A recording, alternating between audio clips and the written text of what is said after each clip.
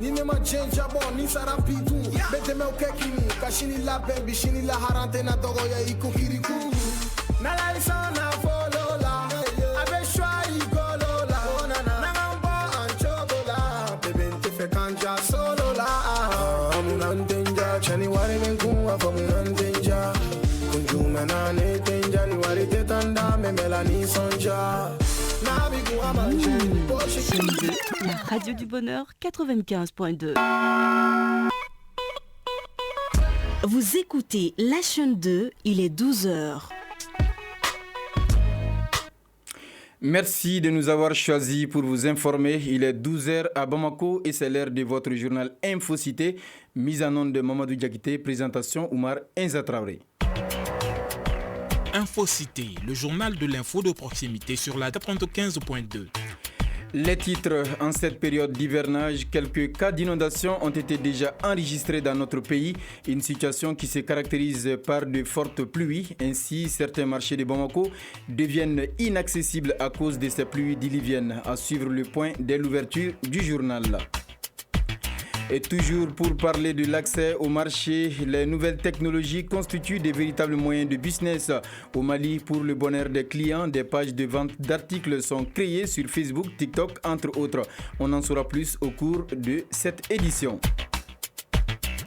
En sport, on vous parlera d'un match amical qui a opposé l'association des femmes rondes luttant contre l'obésité afro et la fédération d'associations des veuves militaires et paramilitaires du Mali FEDAVEM. C'était à l'occasion du 31 juillet, journée panafricaine des femmes. Ce sera en fin d'édition. Voilà pour les titres. Installez-vous confortablement. Tout de suite, les détails.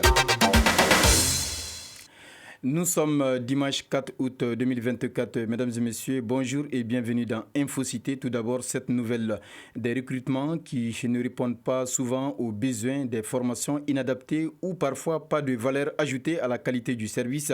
C'est à ces défis que la fonction publique est confrontée. Dans le souci de remédier à ces insuffisances, le gouvernement de la transition a initié un plan national quinquennal de recrutement et un plan national de formation et de perfectionnement des agents de l'État.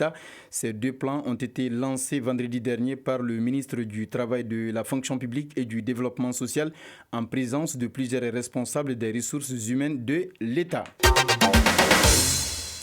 Comme annoncé dans les titres, la période d'hivernage se caractérise par de fortes pluies provoquant l'inondation dans certains endroits, une situation qui n'est pas du tout favorable pour bon nombre de personnes. Ainsi, certains marchés de Bamako deviennent inaccessibles à cause des pluies diluviennes. Notre reporter Aïssata Yanogo s'est rendu dans quelques marchés de la place pour constater les difficultés auxquelles commerçants et clients sont confrontés en cette période d'hivernage. Suivons son reportage. Depuis le début du mois de juillet, la capitale malienne enregistre de très fortes précipitations. On note de nombreux dégâts dans certains quartiers. La saison des pluies est une période pénible pour les Bamakois, plus particulièrement les occupants des marchés et des places publiques. En effet, après la pluie, ces lieux deviennent impraticables à cause des eaux stagnantes, de la boue et des ordures. Pour s'enquérir de cette réalité, nous sommes allés au marché Wonida, où nous avons rencontré Bintou Samake et Adja Kouita, toutes deux vendeuses de légumes frais. Elles nous parlent des difficultés qu'elles traversent en cette période dans leurs activités quotidiennes. Ces légumes sont difficiles à conserver après la pluie. Avec la pluie, ils pourrissent rapidement. La forte pluie du lundi dernier a emporté la plupart de nos légumes. Et c'est comme ça à chaque fois qu'il y a de telles pluies. Non loin de ces dames se trouve une boutique. Elle appartient à Moussa Diarra qui y vend des hijabs. Pour lui, la situation est alarmante. Les soucis au marché Ouninda, c'est les caniveaux bouchés par les déchets. En plus, il y a l'installation anarchique des femmes vendeuses de légumes. Elles produisent beaucoup de déchets et ces ordures ne sont pas évacuées. Ceci favorise l'inondation des lits. Au-delà de ces dégâts causés par la pluie, s'ajoute également l'augmentation du prix de certains aliments. Une situation peu favorable pour beaucoup de foyers. Kadisila, ménagère. En ce moment, beaucoup de condiments sont hors de prix, comme la tomate, le piment, le chou, le persil, le céleri. C'est seulement l'aubergine africaine et le poivron qui sont abordables. Conséquence, certaines femmes n'utilisent plus certains légumes dans leur cuisine. Et selon certaines vendeuses, cette flambée des prix s'explique par plusieurs facteurs. Bintou Samaki, vendeuse de légumes. Là où nous les achetons, c'est cher aussi. Tout le temps, les prix varient. Souvent, on peut avoir les sacs de l'aubergine africaine à 8 000 francs CFA le matin et le soir, ça va jusqu'à plus de 10 000 francs CFA. Selon les différents intervenants, cette période d'hivernage perturbe les activités. Une chose est sûre, en attendant la fin de la saison, ils devront prendre leur mal en patience. Et oui, s'il est difficile d'accéder à certains marchés de Bamako en cette période d'hivernage, cependant, les nouvelles technologies ont facilité les échanges commerciaux entre vendeurs et clients. Ces moyens de communication sont utilisés pour faire du business. Au Mali, pour le bonheur des clients, des pages de vente d'articles sont créées sur Facebook, TikTok, entre autres. Aztan Diakité nous en dit plus. De nos jours, la technologie est développée au point que c'est possible de faire la vente en ligne. Cette forme de vente appelée e-commerce permet aux clients de passer des commandes et de recevoir leurs articles sans se déplacer. Batoma Diawara est femme au foyer. Elle achète toujours ce dont elle a besoin sans se déplacer.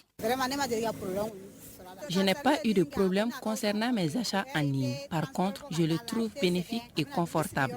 Fanta Samake est une jeune universitaire. Elle avoue n'avoir eu aucun problème avec les achats en ligne. Bon, personnellement, j'ai toujours préféré les achats en ligne. Je demande toujours une réelle photo de la marchandise. Et juste ici, ça a très bien marché. Avec les achats en ligne, je suis satisfaite. Cependant, cette nouvelle technique d'achat en ligne n'est pas sans inconvénient. Aïssata Diarra, ayant été victime d'escroquerie, affirme qu'elle n'aimait pas les achats en ligne, mais que ce sont ses copines qui l'ont persuadée, soutenant qu'on n'a pas besoin de se déplacer pour des achats. J'ai vu sur ma page TikTok des produits cosmétiques pour bien raffermir les seins et avoir une belle forme. J'ai passé la commande et ils m'ont livré au même jour en disant que les résultats des produits sont visibles en une semaine, chose qui était fausse. Après une semaine, je n'ai pas vu de résultats. Je ne dirais pas que c'est tout le temps de l'escroquerie, mais il faut faire très attention avec les ventes en ligne. Zainabou Kamara est vendeuse d'accessoires féminins. Pour elle,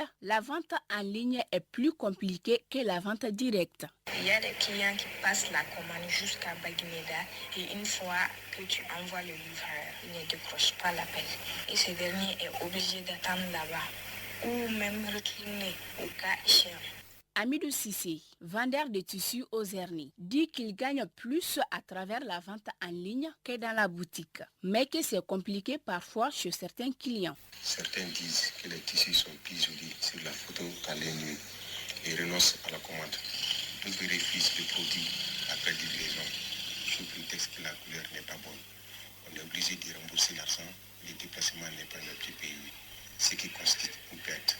Cette nouvelle dynamique de commerce est salutaire, mais il faudra professionnaliser et sécuriser le secteur pour éviter tout malentendu entre les commerçants et leurs clients. À présent, le tour d'horizon de l'actualité internationale. Oui, à 12h passées de 8 minutes dans ce studio, Cheikh Amadou Diarra vient de nous rejoindre pour le développement de l'actualité hors de nos frontières. Bonjour Cheikh. Bonjour Omar Enzan Traoré. Comment vas-tu? Ça va, alhamdoulilah. Dieu merci. Alors tout d'abord, au Sénégal, l'ambassadeur ukrainien à Dakar convoqué après la publication d'une vidéo sur l'armée malienne. Oui, le ministère de l'intégration africaine et des affaires étrangères sénégalaise a convoqué hier l'ambassadeur d'Ukraine à Dakar pour cause de publication d'une vidéo de soutien aux attaques qui ont eu lieu fin juillet contre nos forces armées. Le ministère de l'intégration africaine et des affaires étrangères sénégalaises a rappelé l'ambassadeur d'Ukraine à Dakar ses obligations de discrétion, de retenue et de non-ingérence. Dans un communiqué publié le même jour, le ministère sénégalais a dénoncé cette publication qui apporte un soutien sans équivoque et sans nuance à l'attaque terroriste dans notre pays. Il a affirmé sa position de neutralité constructive. Présidentielle en Algérie, la justice accuse de corruption 3 candidats dont leurs dossiers ont été rejetés. 3 prétendants à la présidentielle parmi les 13 candidatures rejetées par l'autorité nationale électorale sont impliqués selon l'enquête préliminaire de la Cour d'Alger. Les prétendants devaient présenter au moins 600 signatures d'élus des différentes assemblées réparties dans 29 préfectures ou au minimum 50 000 signatures d'électeurs inscrits avec au moins 1200 signatures par préfecture. Cette enquête est ouverte depuis le jeudi dernier, faisant suite à la vente de parrainage par plus de 50 000 élus à des candidats à la présidentielle du 7 septembre prochain. Le procureur ne révèle pas leur nom, mais affirme que tous ceux qui sont impliqués de près ou de loin seront arrêtés sur la base de la législation anticorruption en vigueur. Et de l'Algérie, nous partons au Bénin où le président Patrice Talon gracie 27 militants de l'opposition. Patrice Talon a pris au lendemain de la fête nationale du Bénin 2 décrets pour gracier plus de 400 détenus des droits communs et surtout 27 militants de l'opposition interpellés et jugés après les violences électorales de 2019 et 2021. Et c'est la liste des 27 militants de l'opposition bénéficiaires de la grâce qui a été la plus consultée. Ils purgeaient des peines allant de 38 mois à 10 ans de prison. Ils avaient été condamnés par la Cour de répression des infractions, entre autres pour participation à attroupement armé, atteinte aux complicité d'atteinte à l'intégrité du territoire. Et pour terminer, nous déposons nos valises au Nigeria où le président Tinubu appelle à la fin des manifestations contre la vie chère. Lors d'un discours télévisé, le président nigérien Bola Ahmed Tinubu appelle à la fin des manifestations contre la vie chère dans le pays et à mettre un terme aux effusions de sang. C'est là après qu'au moins 13 manifestants ont été tués par les forces de l'ordre selon Amnesty International. Le chef de l'État a exhorté les manifestants à suspendre toute nouvelle protestation et à créer un espace de dialogue. Il a assuré que le gouvernement nigérien s'engage à écouter et à répondre aux préoccupations de ses concitoyens. Voilà, Omar Enza Traoré, c'est ce qu'on pouvait retenir de l'actualité internationale de ce 12 heures. Merci beaucoup, Cheikh Amadou Diarra, pour toutes ces informations. Bon week-end à toi. À toi de même. À présent, nous vous amenons à la découverte de l'un des quartiers de la ville de Bamako. Il s'agit de Atete-Bougou, 759 logements. Ce quartier a été créé en 2007 portant le nom de l'ancien président défunt Amadou Toumani Touré. Mohamed Bari est notre guide du jour pour découvrir ce quartier. Suivons-le. Atete-Bougou, 759 logements, environ 600 habitants. Nous sommes en commune 6 du district de Bamako. Le quartier est nouveau, il existe il y a seulement 17 ans de cela. Comme son nom l'indique, il fait partie des premiers logements sociaux initiés par le président Amadou Toumani Touré Atete. Ici, la cohabitation est bon enfant, comme en témoigne Ganou Fatmata, une doyenne du quartier. Vraiment, ça évolue. 2007, on n'avait pas de dispensaire, on n'avait pas de marché, on n'avait pas de sotraman. Les moyens de déplacement étaient difficiles pour atteindre la ville. Il n'y avait qu'une sotraman sur la ligne. Il y a une bonne cohabitation. Il fait y bon vivre quand même. Aïssata Meiga est une étudiante. Elle vit chez ses parents. Elle nous parle de certaines règles établies dans le quartier qui assurent la sécurité des lieux. C'est un quartier paisible avec beaucoup d'animation. Il y a les enfants, il y a la jeunesse, il y a tout le monde, même les vieux. Tout le monde est dans la rue souvent, mais à partir de 23h quand même c'est calme. C'est calme. Sinon, en général, c'est animé. Et j'aimerais vous inviter à venir habiter à Atete-Bougou, 759 logements. Les espaces récréatifs Atete-Bougou en Rigorge, et ce sont des groupes de jeunes qui les animent. Mariam Dameli fait partie de l'un de ces groupes. Le sport nous apporte de la santé et puis ça nous permet de nous libérer l'esprit. Et on le pratique en groupe, on le fait ensemble. C'est ce qui me motive. Oui, dans le quartier, le sport fait partie des activités phares qui occupent la jeunesse. Notamment l'escrime, un sport que nous fait découvrir Abdul Kani. Je pratique de l'escrime. J'ai aimé ce sport à travers mon oncle. Donc je suivais aussi D'Artagnan et Zéro les Trois Mousquetaires. Donc du coup je me suis dit pourquoi ne pas l'essayer aussi. À Atete-Bougou, 759 logements vivent également des stars. Sédouché, un artiste qui n'est plus à présenter, fait la fierté du quartier et de ses habitants. Les jeunes artistes se sont honorés de l'intérêt qu'on lui porte à chacune de ses sorties. Je suis content, je suis heureux À chaque fois, quand je vois mon quartier, parce qu'on est là il y a beaucoup d'années, j'encourage tout le monde. Je ne peux que remercier mes fans et Dieu.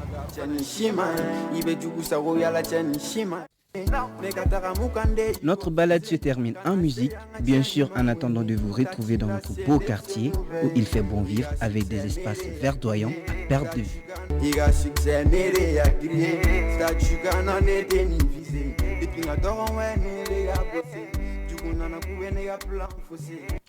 Dans le cadre de la célébration du 31 juillet, journée panafricaine des femmes, l'association d'éloignement de Doumazana en commune 1 du district de Bamako a tenu une conférence débat. Il s'agissait au cours de cette conférence de parler du rôle des femmes dans l'éducation des enfants et dans le développement du pays. Des thématiques en lien avec le thème national des institutrices d'hier aux enseignantes d'aujourd'hui, les femmes à l'avant-garde de la refondation à travers l'éducation. De nombreuses femmes étaient présentes à cette conférence. C'est ce que nous dit Aïssata Ba. L'éducation malienne, depuis quelques années, est confrontée à diverses difficultés. Pour pallier les problèmes, l'association d'éloignement à Doumazana en commune 1 du district de Bamako prête main forte aux autorités éducatives.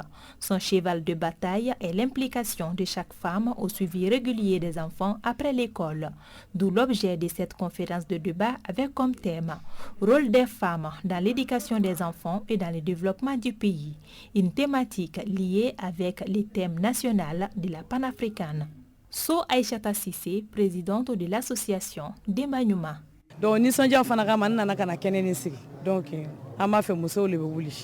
Nous avons initié cette conférence suite à la célébration nationale de la journée panafricaine des femmes. Une journée célébrée en pompe avec le thème central. C'est pourquoi on a jugé nécessaire de rassembler les femmes et les sensibiliser sur leur rôle dans l'éducation des enfants. L'objectif recherché est de faire en sorte qu'il n'ait plus de dépravation chez les enfants. Et le gros travail se passe dans les familles. Je suis très satisfaite en voyant toutes ces femmes motivées pour l'intérêt des enfants. Ndiaye Fatoumata Dambélé, participante. Aujourd'hui, nous sommes très contentes. On a appris ici beaucoup de choses, surtout qu'on a notre rôle à jouer dans l'éducation des enfants, même si on n'a pas été à l'école. On remercie l'association d'éloignement pour cette belle initiative. Cette initiative de l'association d'éloignement va en étroite collaboration avec les activités du ministère de la promotion de la femme, de l'enfant et de la famille. Un engagement salué à sa juste valeur par la chef de service de la promotion de la femme, de l'enfant et de la famille en commune 1. Sangaré Djeneba Guindo. Parce que d'éloignement, à travers son association, a rassemblé les femmes, les enfants. À travers son association, elle cherche des dons pour ces associations-là, pour que ces associations et ces femmes-là puissent avoir une vie meilleure et l'autosuffisance alimentaire. Elle a ses partenaires qui donnent des vivres et des non-vivres pour son association, pour les membres de son association. Loin de la célébration folklorique, l'association d'éloignement profite de chaque journée dédiée à la femme pour la sensibilisation, à retenir qu'elle mène plusieurs activités en faveur des femmes et des enfants en commune 1 de Bamako.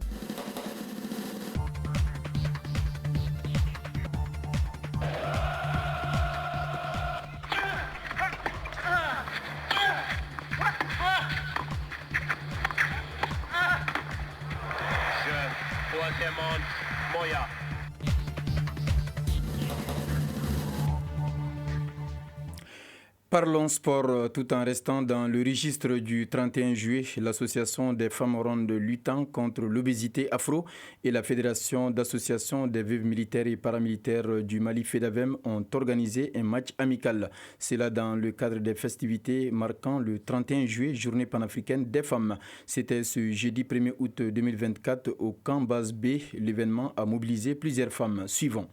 Ce match amical qui s'inscrit dans la dynamique de la célébration du 31 juillet, journée panafricaine des femmes, a opposé l'association des femmes rondes luttant contre l'obésité afro et la fédération d'associations des veuves militaires et paramilitaires du Mali, FEDAVEM. Une manière pour non seulement donner le sourire aux veuves militaires, mais aussi et surtout promouvoir le bien-être des femmes rondes. Voilà en gros l'idéal qui a prévalu à l'organisation de ce match de football. Keïta, Djeneba Keïta, présidente de la FEDAVEM. L'esprit de ce fair play cet après-midi, uniquement c'est à l'occasion du 31 juillet, qui est une fête pour toute l'Afrique. L'OPF, Organisation panafricaine des femmes. Mais bien sûr, je suis très joyeuse ce soir. Je suis très ravie, je suis très contente de faire un partenariat avec les femmes rondes. Le message que je dois livrer à cet égard-là, c'est dire aux femmes maliennes, il faut qu'on évolue en bloc maintenant. Après le coup d'envoi symbolique donné par les présidentes des deux associations, on assiste à un match rythmé par des occasions de part et d'autre. La partie restera serrée. Cependant, dès la première période, la FEDAVEM réussira à marquer son premier but contre le camp adverse. Score à la pause. En deuxième période, l'Afro transformera un penalty en égalisant. Peu de temps après, l'Afro marque contre son propre camp. Toute chose qui donne un second avantage aux veuves militaires. À quelques minutes avant la fin de la partie, la FEDAVEM se renforce en inscrivant son troisième but. 3-1, c'est le score final de cette affiche en faveur des veuves militaires.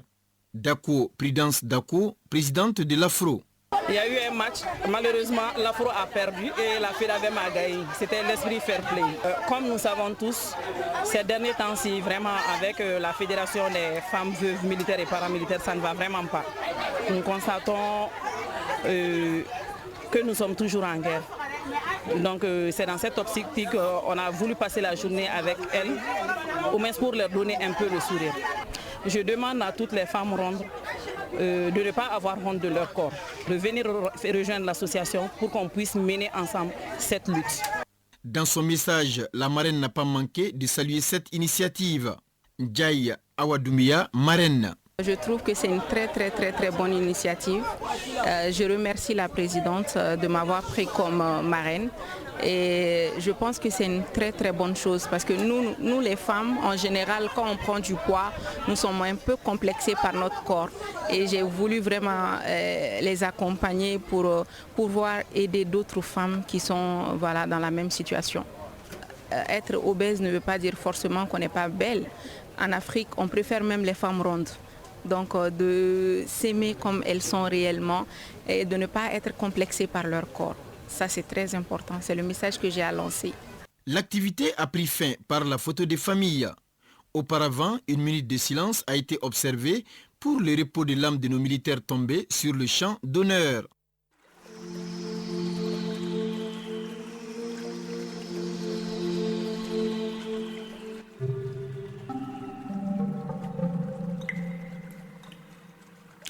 Le thermomètre affiche sur Bamako et environ 28 degrés Celsius. Présentement, il continue toujours de pleuvoir sur la capitale malienne.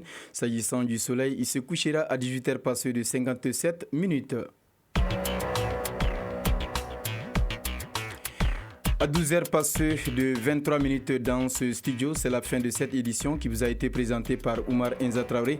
Réalisation Samassano, mise en onde de Mamadou Diakité, mise en ligne Hamza Konaté, coordination éditoriale Salimatan Dao, Nyanya Aliou Traoré, fidèles auditeurs de la 2.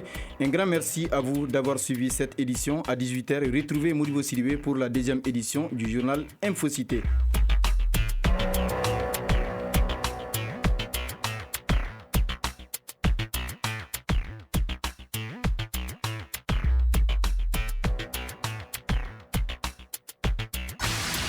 De maintenant et pendant une demi-heure, la musique ne va plus s'arrêter.